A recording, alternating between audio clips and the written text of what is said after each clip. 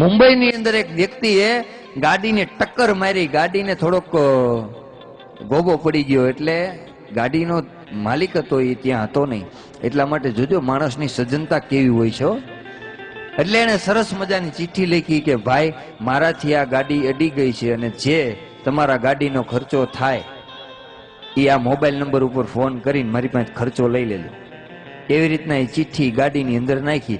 એટલે એ ગાડી ભટકાયેલી જોઈ ને માલિક આવ્યો એટલે ગાડીના માલિકે બહુ ગાળું દીધી, બહુ ગાળું બોલવા માંડ્યો કે કેવા છે આ લોકો એમ. પણ જ્યાં બારીનો કાચ ખોલ્યો ને જ્યાં બારણું ખોલ્યું ત્યાં અંદર એક ચિઠ્ઠી પડી હતી કે ભાઈ તમારી ગાડી મારા લીધે ભટકાણી છે, તમારા ગાડીનો ખર્ચો આ મોબાઈલ નંબર ઉપર લઈ જાઓ. તો એ માણસ બહુ ખુશ થઈ ગયો, બહુ એટલે બહુ.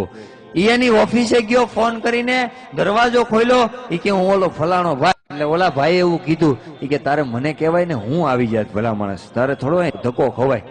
બોલો કે તમારા કેટલા પૈસા? બહુ સારી વાત કરી સાહેબ. કે હું પૈસા લેવા નથી આવ્યો. કે કેમ? આ કળિયુગની અંદર એક સારા વ્યક્તિના દર્શન કરવા આવ્યો છું, મારે પૈસા નથી જોતા સાહેબ. સારા માણસ બની જાય તોય જીવન જીવવાની મજા આવે, સારા માણસ બની જાય. એટલે જ કોઈ કવિએ કીધું છે કે જીવતા છીએ તો નામનું મહત્વ, મરણ પછી એને નનામી કહેવાય. જિંદગી કોઈની આપેલી ઉધાર છે, એને પાછી ન આપો તો તમારી ખામી કહેવાય.